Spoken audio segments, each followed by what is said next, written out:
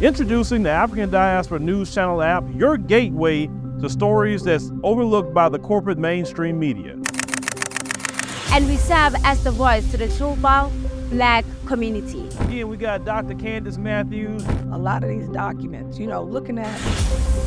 We are committed to informing and educating through the power of media. This country is supposed to be about the land of the free for all. It has not been free for Black people, and we are tired.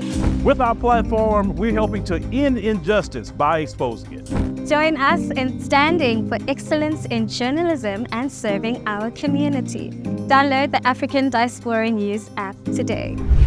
Tiffany Haddish was in Zimbabwe and went to a grocery store and expressed some level of surprise and shock and awe at the fact that there was a grocery store in Zimbabwe. At least that's how I interpret it. Take a look. Hey y'all, so I'm out here in Zimbabwe, in Harare, and look at the grocery store. They got a grocery store.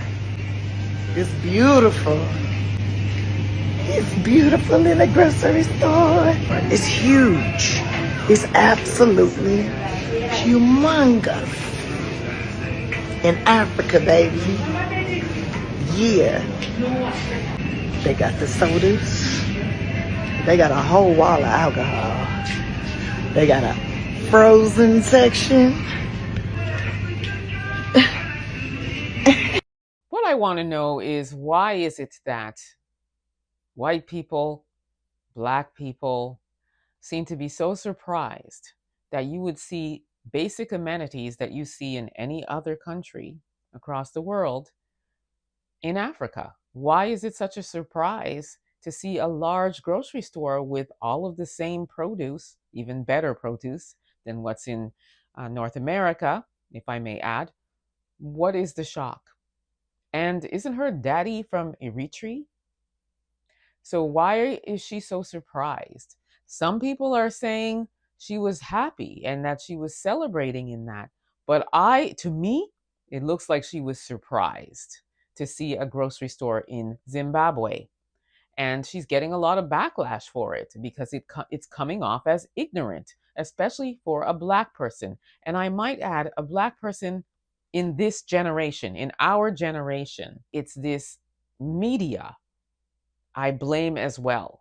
White media, mainstream media, that for decades and decades, all you would see is UNICEF and a bunch of African children with distended guts and looking sad, and we're just begging for food.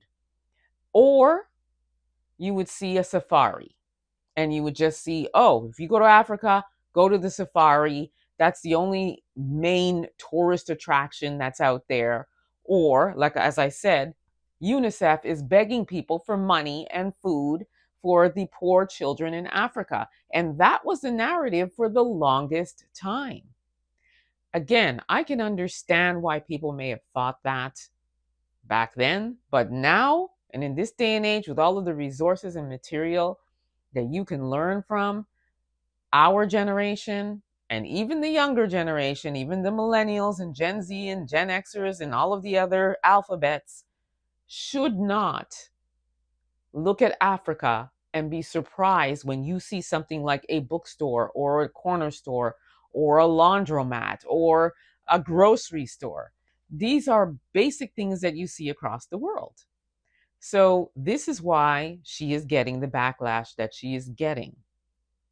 And it's also this white supremacy ideology that we have, this enslaved mentality that we possess, so that when we see, oh, there's a large grocery store in a third world country, what a surprise.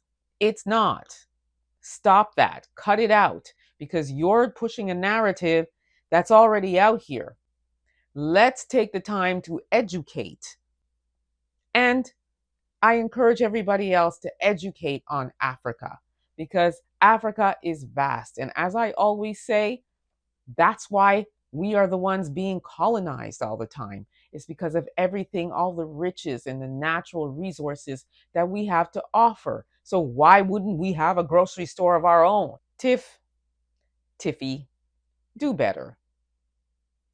Let me know what you all think about this. Don't forget to like, subscribe, and share this content.